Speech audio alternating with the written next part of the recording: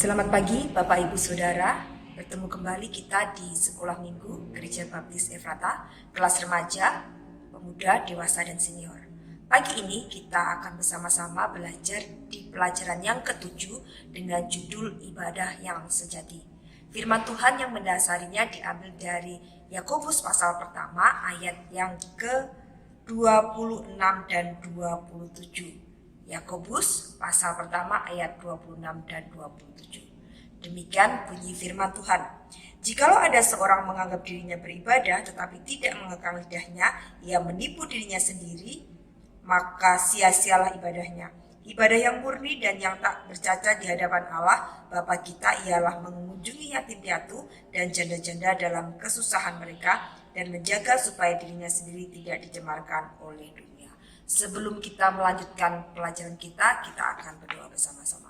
Bapa yang bertahta di atas kerajaan surga yang mulia, puji syukur di hadirat-Mu karena pagi ini kami boleh bangun dengan kekuatan dan kesehatan yang baru daripada Tuhan untuk boleh menikmati hari ini. Berkat-berkat telah Kau sediakan, biarlah kami boleh mensyukuri untuk semuanya itu. Dan terlebih pada pagi hari ini kami mengucap syukur karena Tuhan masih memperkenankan kami untuk bersama-sama belajar kebenaran firman Tuhan melalui sekolah minggu. Pimpin dan tolong kami Tuhan supaya kami boleh mengerti setiap isi firman yang kami pelajari pada pagi hari ini. Kami serahkan sekolah minggu kami di dalam satu nama, Tuhan Yesus Kristus yang menjadi Tuhan dan Juru Selamat kami yang hidup. Amin. Di pelajaran pertama pada buku Triwulan ini yang sudah kita pelajari di bulan lalu, kita tahu bahwa kita belajar dari surat Yakobus. Dan saya pernah menjelaskan surat Yakobus adalah surat yang berisi nasihat-nasihat praktis yang bisa dilakukan oleh orang-orang percaya dalam kehidupannya sehari-hari. Pada pelajaran ini kita bersama-sama belajar dari surat Yakobus bagaimana Yakobus memberikan nasihat tentang ibadah yang sejati yang harusnya dilakukan oleh setiap orang percaya. Pada pasal yang pertama ini, Yakobus memberikan 3 peringatan akan gaya hidup yang harus dipegang oleh orang Kristen, yaitu mengekang lidah, menolong yang berkesusahan, dan menjauhkan diri dari kecemaran. Ketiga hal ini yang kemudian menjadi dasar dari pembahasan pada keempat pasal berikutnya. Kalau kita baca di pasal selanjutnya, di pasal kedua, di situ lebih banyak membahas tentang melayani yang berkesusahan. Sedangkan di pasal ketiga, Bapak Ibu Saudara nanti bisa baca, di situ Yakobus mengupas tentang dosa lidah. Nah, kita akan bersama-sama melihat apa yang diajarkan oleh Yakobus melalui suratnya ini tentang ibadah yang sejati yang harus dilakukan oleh setiap orang percaya.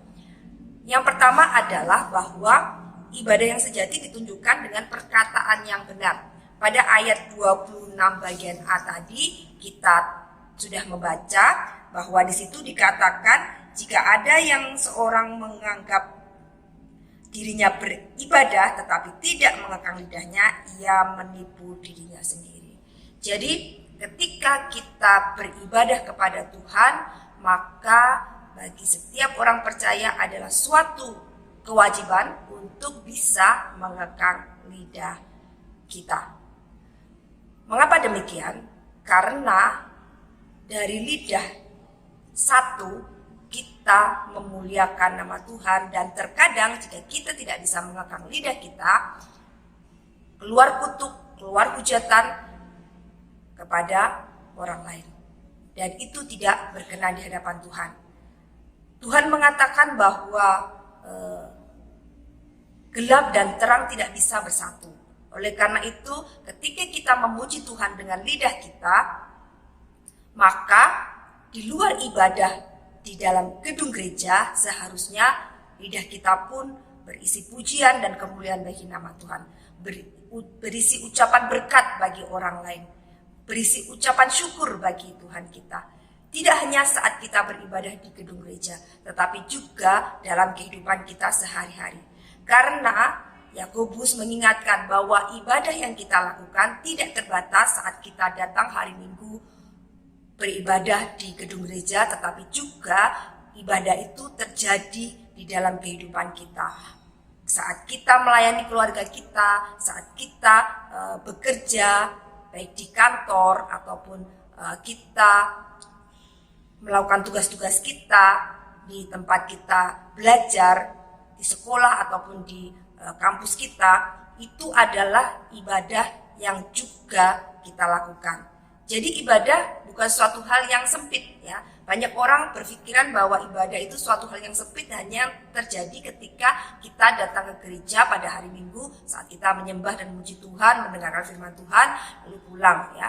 Setelah itu, di luar itu menganggap bahwa kehidupan kita bukan ibadah. Tetapi Yakobus mengingatkan kepada kita bahwa kehidupan kita secara keseluruhan, secara utuh adalah ibadah kepada Tuhan. Oleh karena itu, Yakobus mengatakan bahwa ketika seseorang tidak bisa mengekang lidahnya, maka sia-sialah ibadahnya.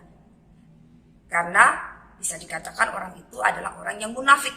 Di gereja memuji Tuhan, mengeluarkan kata-kata yang indah, mengeluarkan kata-kata pujian kepada Allah, mengagungkan Tuhan, memuliakan Tuhan, tetapi ketika keluar dari gereja, kata-kata yang keluar luar biasa ya.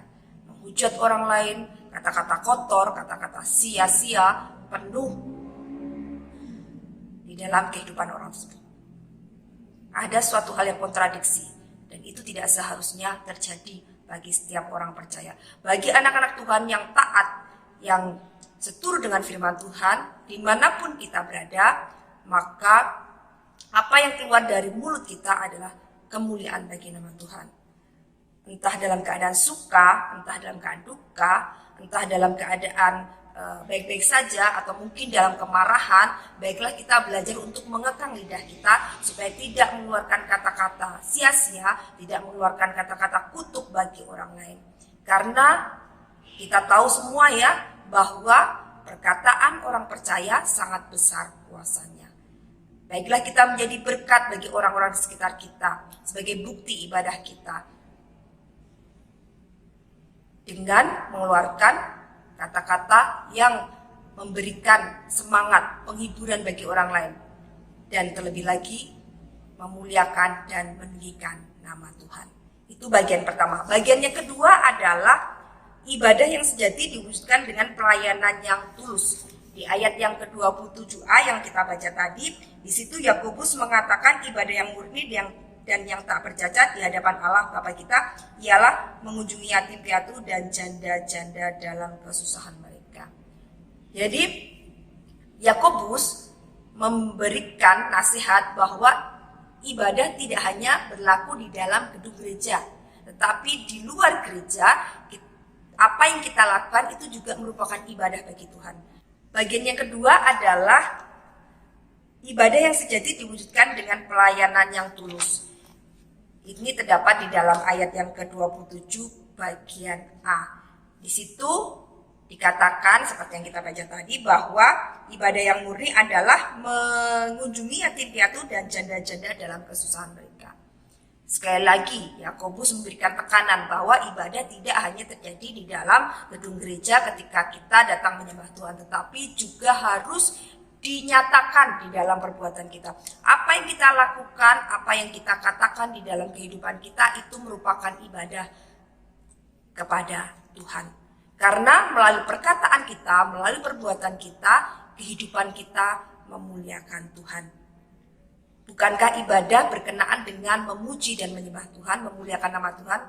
Jika hidup kita melakukan hal-hal yang tidak benar, maka kehidupan kita tidak memuliakan nama Tuhan dan itu menggagalkan setiap ibadah kita. Ya, itu menjadi ibadah yang tidak berkenan di hadapan Tuhan. Tetapi ketika hidup kita menjadi berkat bagi orang lain dan nama Tuhan dimuliakan dan ditinggikan, maka ibadah itu berlangsung di dalam kehidupan kita dan terjadi sesuai dengan apa yang Tuhan kehendaki dan berkenan di hadapan Tuhan.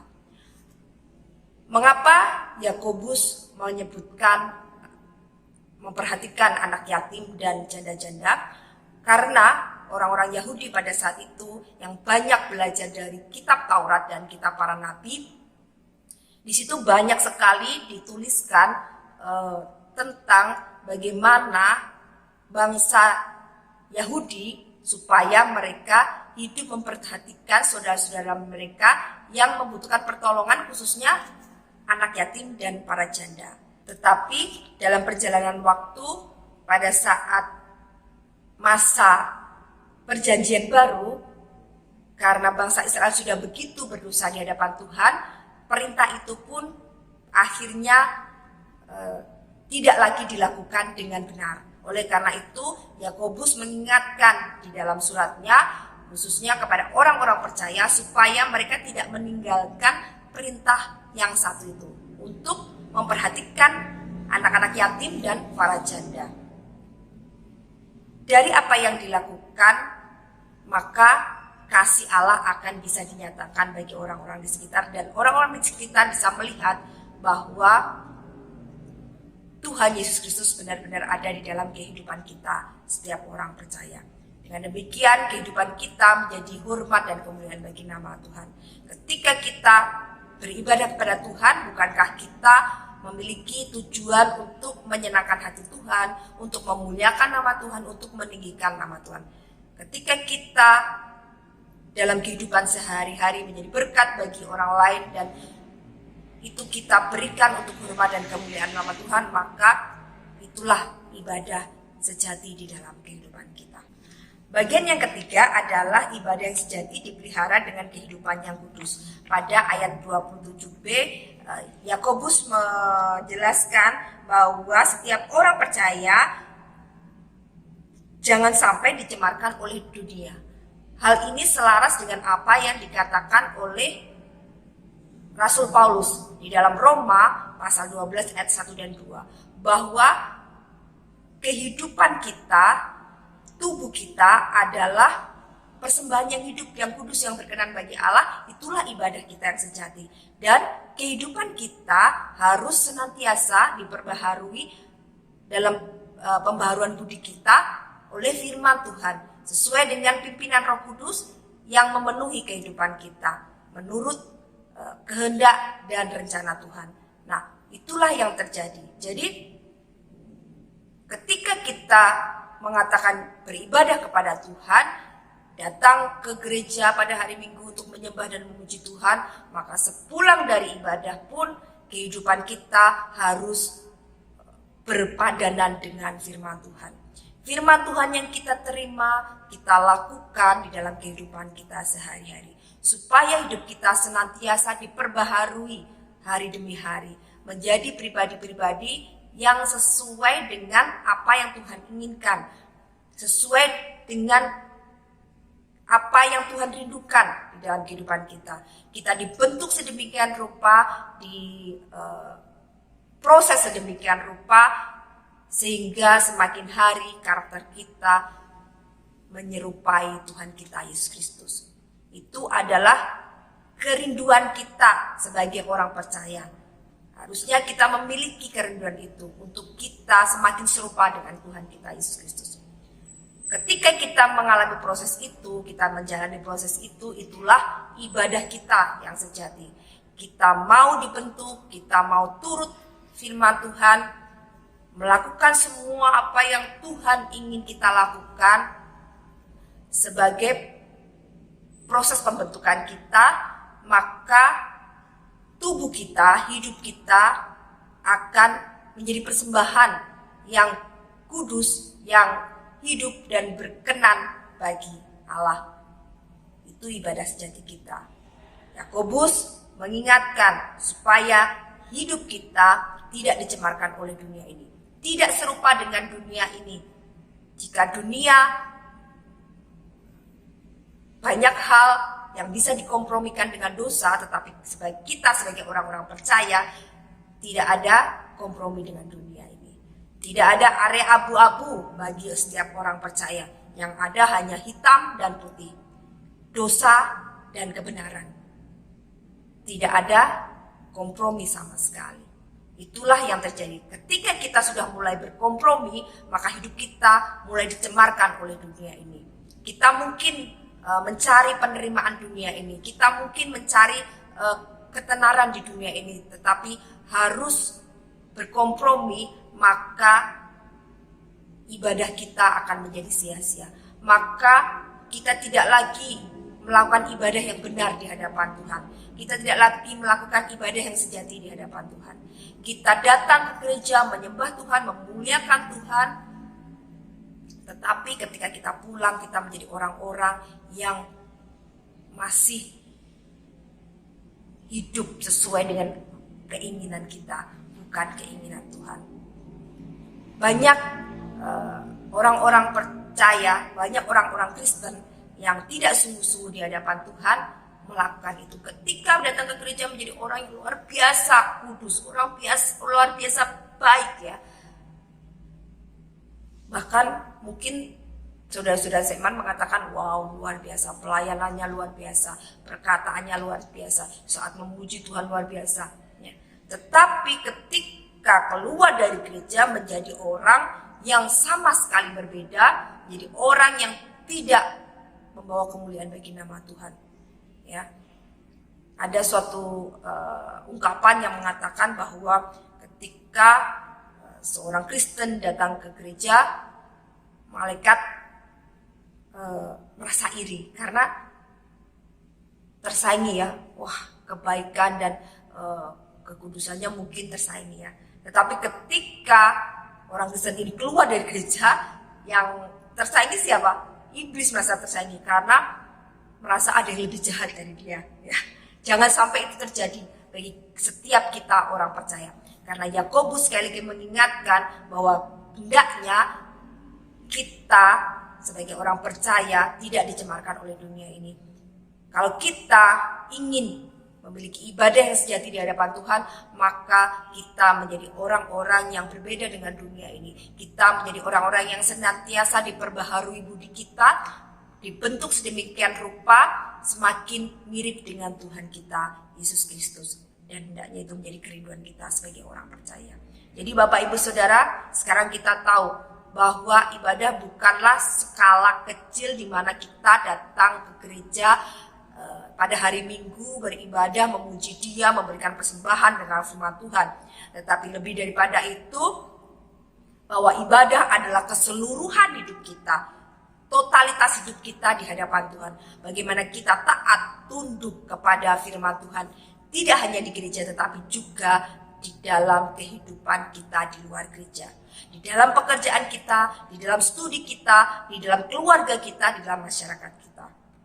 Maka saat kita melakukan itu dengan sungguh-sungguh, saat kita melakukan itu dengan setia, kehidupan kita akan menjadi berkat bagi banyak orang, menjadi kesaksian bagi banyak orang, dan terlebih lagi menjadi hormat dan kemuliaan bagi nama Tuhan.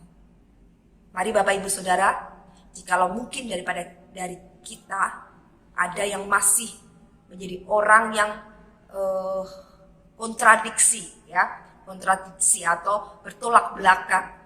Ketika di gereja kita luar biasa melayani Tuhan, kita luar biasa memuji Tuhan, dan ketika kita pulang kita masih menjadi orang-orang yang semau gue. Mari kita ubah, kita mohon ampun kepada Tuhan. Kita mohon pertolongan kuasa Roh Kudus untuk memimpin dan memenuhi kehidupan kita, supaya ketika kita datang ke gereja, kita beribadah, memuji, memuliakan nama Tuhan, melayani Tuhan dengan seluruh kehidupan kita. Demikian pula ketika kita keluar dari gereja, kita menjadi pribadi-pribadi yang tetap melayani Tuhan, tetap memuji dan memuliakan nama Tuhan, yang tunduk dan taat kepada pimpinan Roh Kudus. Semuanya kita kembalikan untuk hormat dan kemuliaan bagi nama Tuhan. Amin. Mari kita berdoa bersama-sama. Bapak, terima kasih untuk pembelajaran hari ini. Kami mengucap syukur bagaimana Yakobus mengingatkan kami untuk kami boleh melakukan ibadah yang sejati, tidak hanya di dalam gereja, tetapi lebih daripada itu seluruh kehidupan kami, sepanjang kehidupan kami itu adalah ibadah kami kepada Tuhan. Sehingga Tuhan tolong kami untuk kami boleh mengekang lidah kami, untuk kami boleh melakukan yang benar, memperhatikan orang-orang di sekitar kami, dan juga terus menjaga hidup kami untuk hidup seturut dengan firman Tuhan, tidak dicemari oleh dunia ini, supaya kehidupan kami menjadi ibadah yang sejati di hadapan-Mu dan berkenan di hadapan-Mu. Terima kasih Bapak, terima kasih. Ampuni jikalau mungkin ada hal-hal yang masih kami lakukan mengecewakan Engkau Tuhan, terkhusus ketika kami melakukan aktivitas kami di luar gereja. Biarlah Tuhan mengampuni kami. Arahkan kami Tuhan untuk terus melakukan yang terbaik melalui apa yang Tuhan percayakan dalam kehidupan kami, baik di dalam gereja maupun di luar gereja.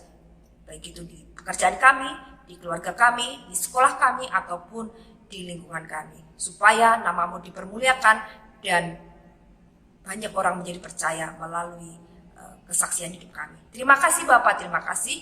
Ampuni segala dosa dan kesalahan kami. Dalam nama Tuhan Yesus Kristus kami sudah berdoa. Amin. Selamat pagi, sampai jumpa di sekolah minggu depan. Tuhan Yesus memberkati.